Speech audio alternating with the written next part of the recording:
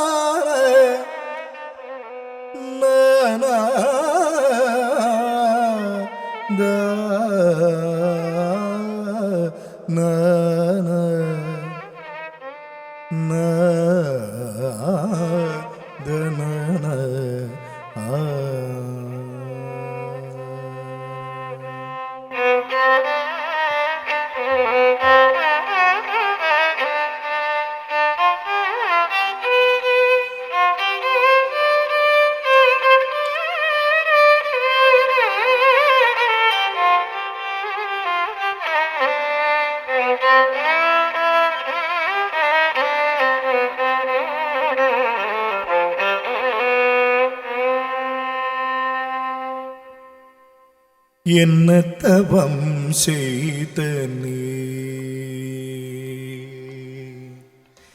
என்ன தவம் செய்த நீ யேசூதா, என்ன தவம் செய்த நீ யேசூதா, என்ன தவம் செய்த நீ யேசூதா, என்ன தவம் செய்த நீ யேசூதா. எங்கும் நிறை பரபிரம்மம் அம்மா என்றழைத்த, எங்கும் நிறை பரபிரம்மம் அம்மா என்றழைத்த, என்ன தவம் செய்த நீ யேசூதா. எங்கும் நிறை பரபிரம்மம் அம்மா என்றழைத்த, என்ன தவம் செய்த நீ யேசூதா. எங்கும் நிறை பரபிரம்மம் அம்மா என்றழைத்த, என்ன தவம் செய்த நீ யேசூதா. எங்கும் நிறை பரபிரம்மம் அம்மா என்றழைத்த, என்ன தவம் செய்த நீ யேசூதா. எங்கும் நிறை பரபிரம்மம் அம்மா என்றழைத்த, என்ன தவம் செய்த நீ யேசூதா.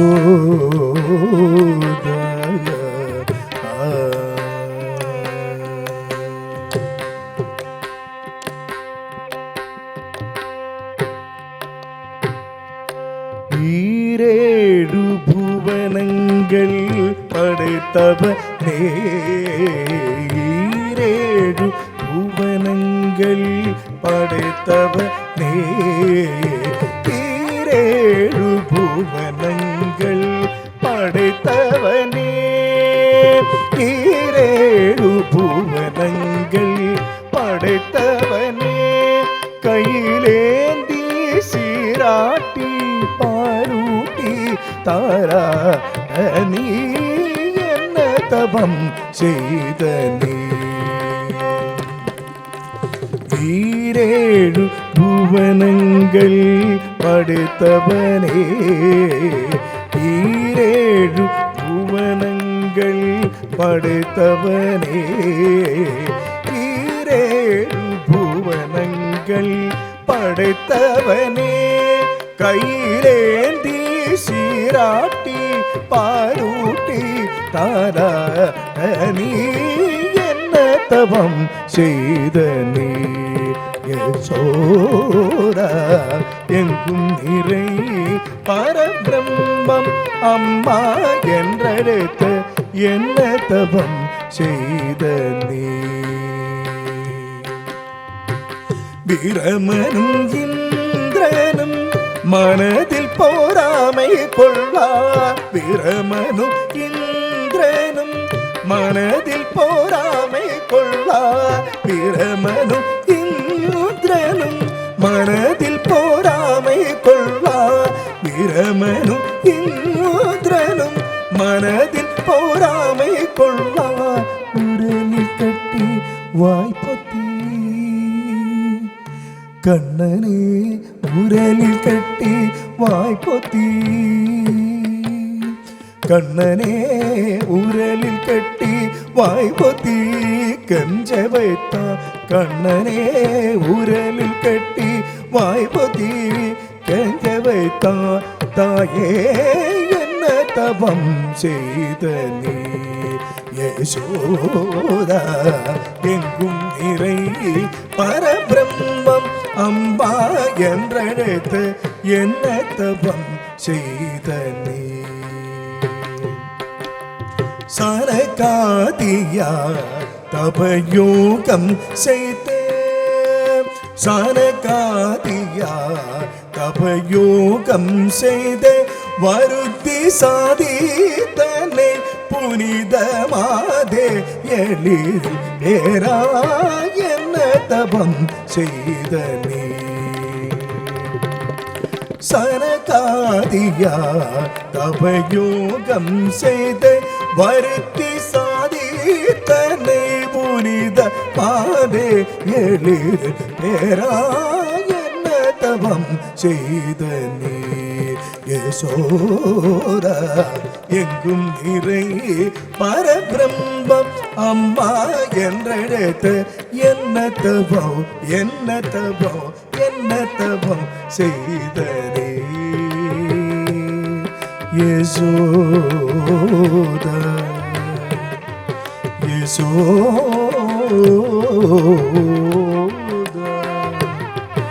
யசோதா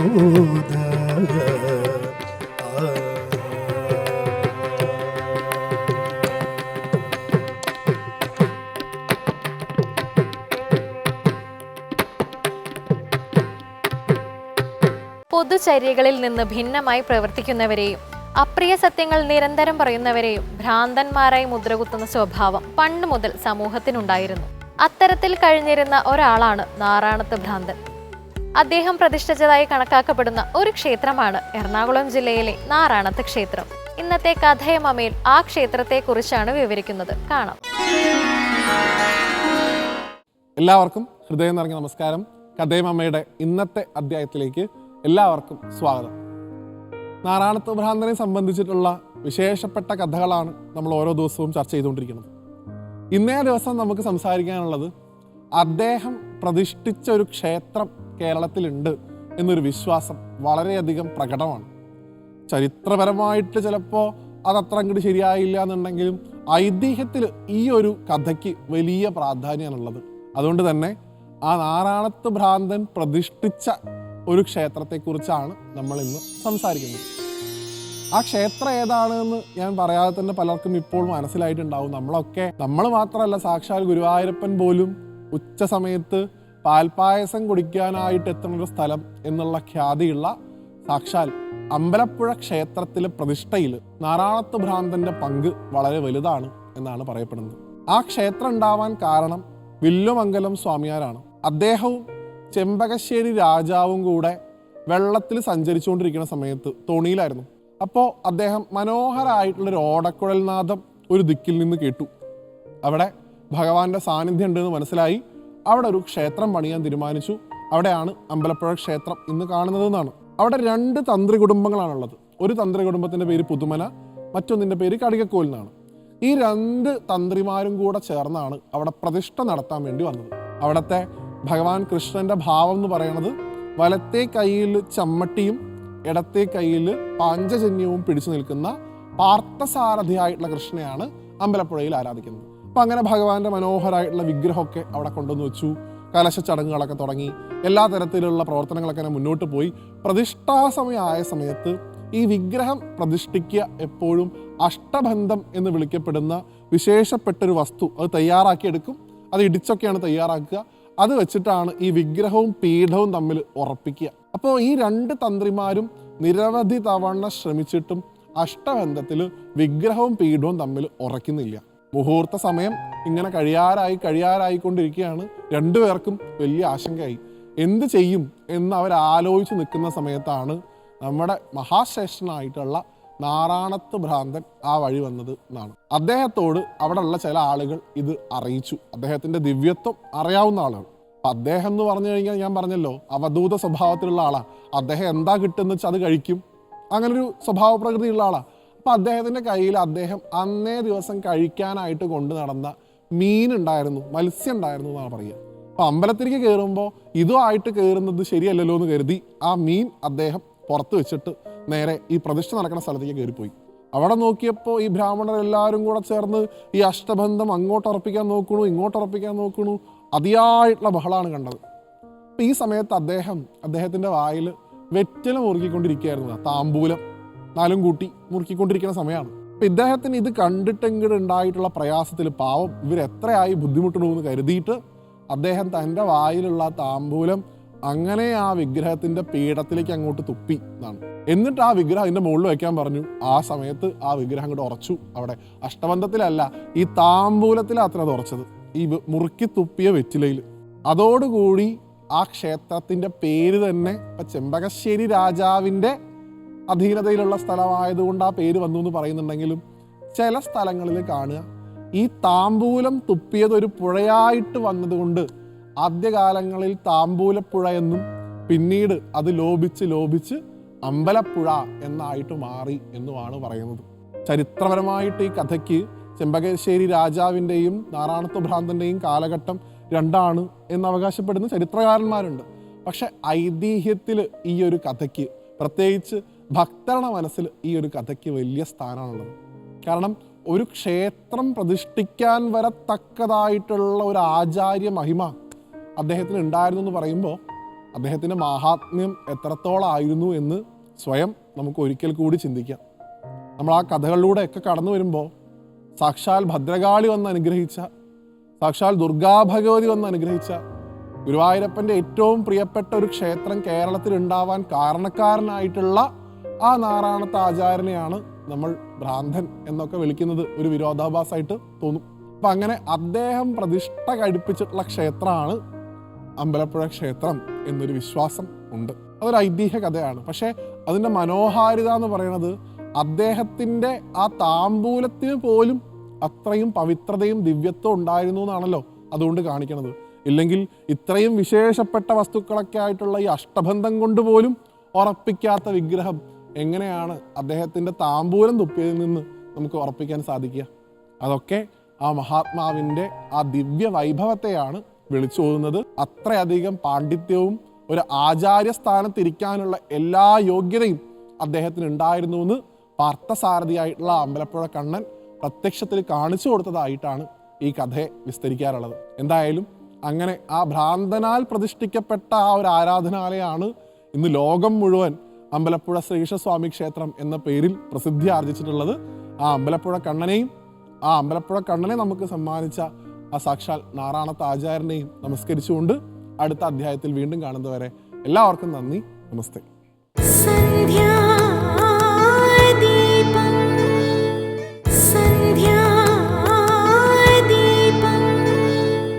എത്ര തിരക്കുണ്ടായാലും കുട്ടികളെ ഇടയ്ക്കിടയ്ക്ക് ക്ഷേത്രങ്ങളിൽ കൊണ്ടുപോകണം. അവിടുത്തെ ആചാരാനുഷ്ഠാനങ്ങൾ അവരെ പറഞ്ഞ് മനസ്സിലാക്കണം. അങ്ങനെ വളരുന്ന കുട്ടികൾ ജീവിതത്തെ ഫലപ്രദമായി ഉപയോഗിക്കാനും പ്രലോഭനങ്ങളിൽ നിന്ന് ഒഴിഞ്ഞു നിൽക്കുവാനും പഠിക്കും. ഇനി ഇന്നത്തെ ദീപാരാധന കാഴ്ചയ്ക്കായി ക്ഷേത്രാങ്കണത്തിലേക്ക് പോകാം.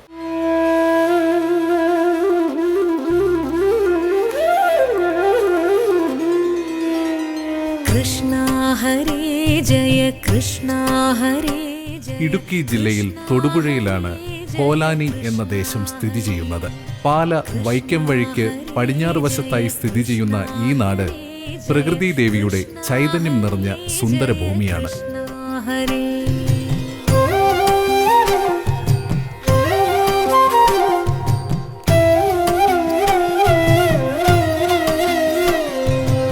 ആനന്ദലോല കൃഷ്ണ. കോലാനി ദേവസ്വം നടത്തിവരുന്ന 2 പ്രധാന ക്ഷേത്രങ്ങളുടെ ചരിത്ര കഥകളിലേക്കാണ് ഇന്നത്തെ പ്രദക്ഷിണയാത്ര. അരുളീടു കൃഷ്ണ കണി കണ്ടൊരൻ ശ്യാമകൃഷ്ണ.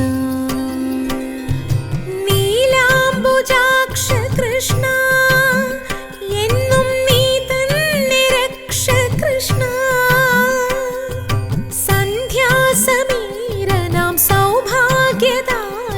ദ്വാപരയുഗ കാലത്തോളം പഴക്കമുള്ള ക്ഷേത്രമാണ് കോലാനി ശ്രീകൃഷ്ണസ്വാമി ക്ഷേത്രം. പഞ്ചപാണ്ഡവരിൽ ശ്രീ ഭീമസേനാൽ പ്രതിഷ്ഠിക്കപ്പെട്ട ചതുർബാഹുവായ പ്രതിഷ്ഠയിലാണ് ശ്രീകോവിലിനുള്ളിൽ ശ്രീകൃഷ്ണ ചൈതന്യം നിറയുന്നത്.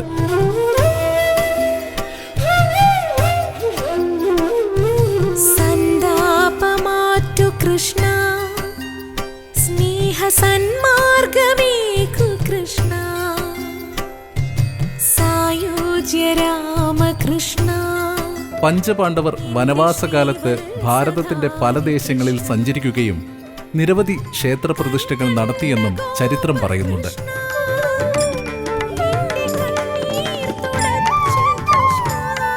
കോലാനി ശ്രീകൃഷ്ണസ്വാമി ക്ഷേത്രത്തെക്കുറിച്ചുള്ള ചരിത്രാന്വേഷണങ്ങളെല്ലാം തന്നെ ചെന്നെത്തി നിൽക്കുന്നതും ദ്വാപരയുഗത്തോളം പഴക്കമുള്ള ക്ഷേത്ര ചരിത്ര സത്യങ്ങളിലേക്ക് തന്നെയാണ്. ശാന്ത കൈവല്യ ഭാവ കൃഷ്ണ.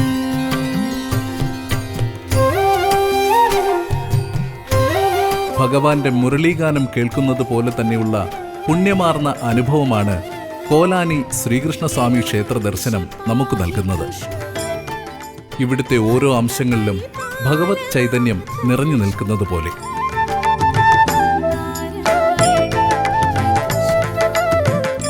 കോലാനി ക്ഷേത്രമുണ്ടായ കഥ പഴമക്കാർ പറയുന്നത് ഇങ്ങനെയാണ്. പഞ്ചപാണ്ഡവർ വനവാസകാലത്ത് ഇവിടെ എത്തുകയും പ്രകൃതി ഭംഗിയാർന്ന വനപ്രദേശമായ ഇവിടം കുറേ ദിവസത്തേക്ക് വാസസ്ഥലമാക്കുകയും ചെയ്തു. ഗോവിന്ദ ഗോപനം വേദാന്ത വല്ലഭ ഗുരുവായൂർ. ഒരു ദിവസം പഞ്ചപാണ്ഡവർ 5 ദിക്കിലേക്കും ഓരോരുത്തരായി യാത്ര തിരിച്ചു. പാണ്ഡവരിൽ രണ്ടാമനും വായുപുത്രനുമായ ഭീമസേനൻ ഇന്ന് കോലാനി ശ്രീകൃഷ്ണസ്വാമി ക്ഷേത്രം നിൽക്കുന്നിടത്ത് എത്തിച്ചേരുകയും പാണ്ഡവരുടെ ഇഷ്ടദൈവമായ വിഷ്ണു ഭഗവാന്റെ ചതുർബാഹുവായ പ്രതിഷ്ഠ ശ്രീകൃഷ്ണ സങ്കല്പത്തിൽ ഇവിടെ പ്രതിഷ്ഠിക്കുകയും ചെയ്തു. കാലാന്തരത്തിൽ പല രൂപമാറ്റങ്ങൾക്കും വിധേയമായി കോലാനി ശ്രീകൃഷ്ണസ്വാമി ക്ഷേത്രം ഇന്നത്തെ സ്ഥിതിയിൽ എത്തിച്ചേർന്നുവെന്നാണ് വിശ്വസിക്കപ്പെടുന്നത്. മറ്റ് 4 ദിക്കുകളിലേക്ക് പോയ ഭീമസേനന്റെ 4 സഹോദരങ്ങളും ശ്രീകൃഷ്ണ സങ്കല്പത്തിൽ 4 ദിക്കുകളിലും 4 ചതുർബാഹു വിഗ്രഹങ്ങളും പ്രതിഷ്ഠിച്ചു. തൊടുപുഴ, മുട്ടം, ഇടവെട്ടി, പെരുമ്പള്ളിച്ചിറ എന്നീ ശ്രീകൃഷ്ണ ക്ഷേത്രങ്ങളാണ് ഇവ. വൈശാഖ മാസത്തിൽ ഈ 5 അമ്പലങ്ങളിലും ദർശനം നടത്തി പുണ്യം നേടുന്നതിനായി വിവിധ ദേശങ്ങളിൽ നിന്ന് ധാരാളം ഭക്തജനങ്ങൾ ഇവിടെ എത്തിച്ചേരുന്നു. ഇത് ഈ ദേശത്തെ പ്രശസ്തമായ 5 അമ്പല ദർശനമായി ഭക്തജനങ്ങൾ ആഘോഷിക്കുന്നു.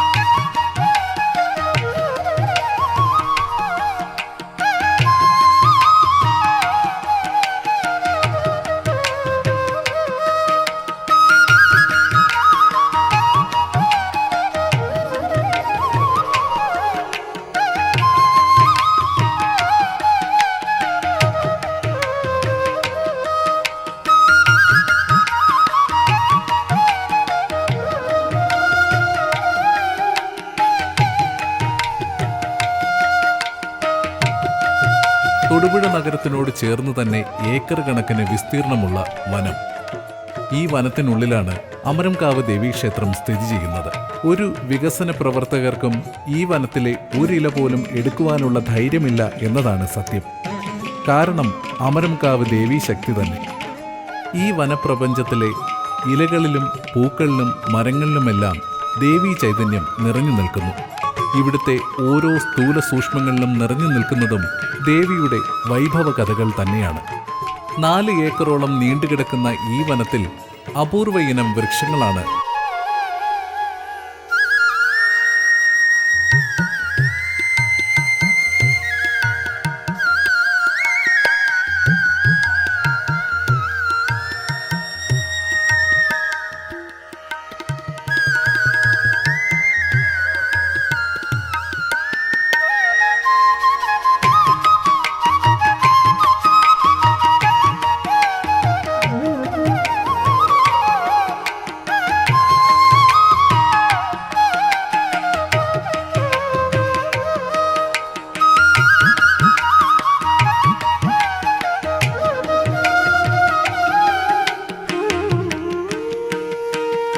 നിരവധി ജൈവവൈവിധ്യങ്ങൾ നിറഞ്ഞു നിൽക്കുന്ന ഈ വനം ഈ ദേശത്തിനെയാകെ പ്രകൃതിരമണീയമാക്കുകയും ഇവിടുത്തെ കാലാവസ്ഥയെ സന്തുലനാവസ്ഥയിൽ നിലനിർത്തുകയും ചെയ്യുന്നു. കോലാനി ദേവസ്വത്തിന്റെ കീഴിലുള്ള ഈ 2 ക്ഷേത്രങ്ങളും പണ്ടുകാലത്ത് ആഴ്വാഞ്ചേരി തമ്പ്രാക്കന്മാരുടെ നിയന്ത്രണത്തിലായിരുന്നു. അമരംകാവിലമ്മ ഇവിടെ സ്വയംഭൂവായി എന്നതാണ് വിശ്വാസം. 100 കണക്കിന് വർഷങ്ങളായി അമരംകാവിലമ്മയെ ഭക്തജനങ്ങൾ ആരാധിച്ചു പോരുന്നുവെന്ന് ചരിത്രം പറയുന്നു.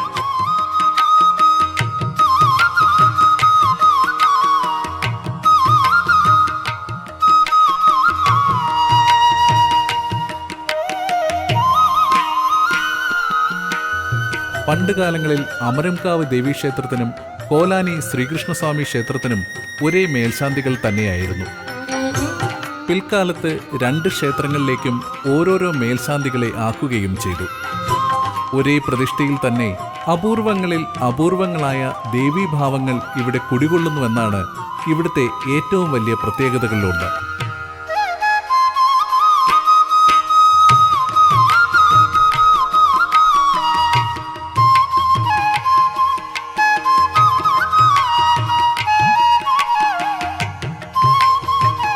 പണ്ടുകാലത്ത് നിരവധി ആചാരാനുഷ്ഠാനങ്ങൾ നിലനിന്നിരുന്ന അമരംകാവ് ദേവീക്ഷേത്രത്തിൽ ഇന്ന് ഈ ആചാരാനുഷ്ഠാനങ്ങളെല്ലാം ഒന്നിക്കുന്ന ഉത്സവമാണ് മീനപൂരം. വളരെ വ്യത്യസ്തമായ ഉത്സവാഘോഷമാണ് അമരംകാവിൽ നടത്തിവരുന്നത്. മറ്റു ക്ഷേത്രങ്ങളിൽ തന്ത്രിമുഖ്യന്മാർ ഉത്സവം നടത്തുമ്പോൾ ഇവിടെ മേൽശാന്തിയും വെളിച്ചപ്പാടും കഴകക്കാരും ചേർന്ന് ഉത്സവം നടത്തുന്നു.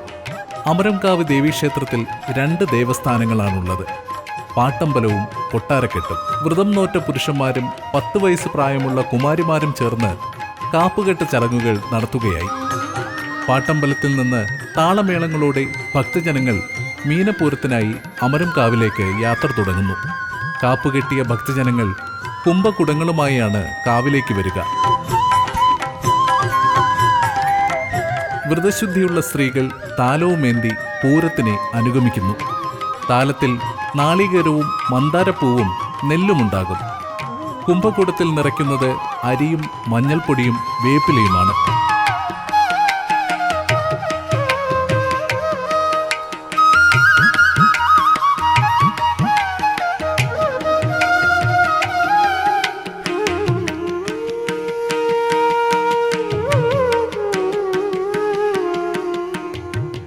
ദേവീമന്ത്രമുരുവിട്ട് ശ്രീകോവിലിൽ നോക്കി നിൽക്കുന്ന ഭക്തമാനസങ്ങളിൽ ദേവി സരസ്വതിയായും ലക്ഷ്മിയായും ഭദ്രയായും വിളങ്ങുമ്പോൾ വനത്തിലുള്ളിലെ സർവ്വമരങ്ങളിലും ഇലകളിലും ദേവീമന്ത്രം നിറയുന്നു.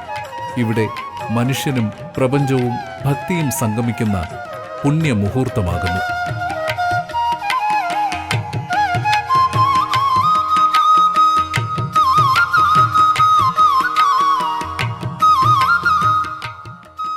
അമരംകാവിലെ ഉച്ചപൂജ കഴിഞ്ഞു.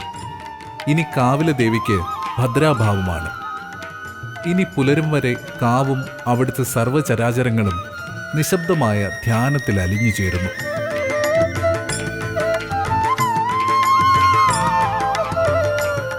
ഇവിടെ കോലാനി ശ്രീകൃഷ്ണസ്വാമി ക്ഷേത്രത്തിൽ ഇനി സായാഹ്ന പൂജയ്ക്കുള്ള ഒരുക്കങ്ങളാണ്.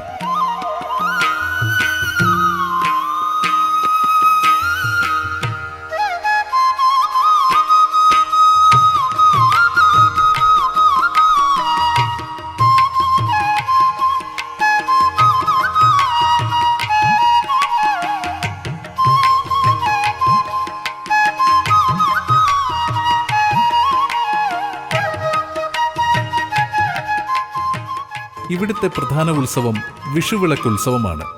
വിഷുവിളക്കുത്സവത്തിന് ഭഗവാന്റെ ചൈതന്യ രൂപദർശനം മഹാപുണ്യമാണ്.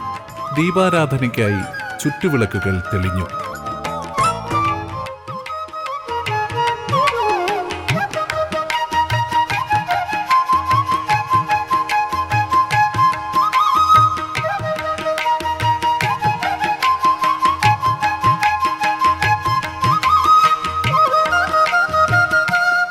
ഓരോ ദീപങ്ങളിലും നിറഞ്ഞു നിൽക്കുന്നത് കണ്ണൻ തന്നെയാണ്. കോലാനി ശ്രീകൃഷ്ണസ്വാമി ക്ഷേത്ര അന്തരീക്ഷത്തിൽ ഒരു ദ്വാപര സംഗീതം ഒഴുകി നിറയുകയായി. കണ്ണൻ പുഞ്ചിരി തൂകി ദീപാരാധനയായി. ഓരോ മനസ്സിലും കണ്ണൻ നിറഞ്ഞു.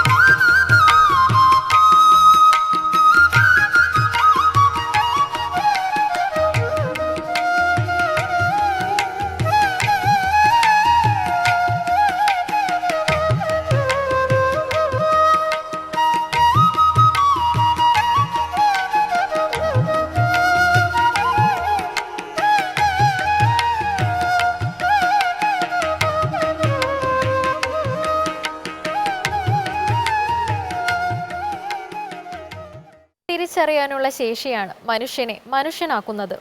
എങ്കിലും എപ്പോഴും സ്വയം കുരുക്കിൽ ചാടുന്നവരുമുണ്ട്. മനസ്സും തലച്ചോറും എപ്പോഴും പ്രവർത്തിപ്പിക്കുക. ചതിക്കുഴികളിൽ പെടാതെ ഒഴിഞ്ഞു മാറാൻ ശ്രദ്ധിക്കുക. ഇന്നത്തെ സന്ധ്യാദീപം ഇവിടെ പൂർണ്ണമാകുന്നു. ഏവർക്കും നന്ദി.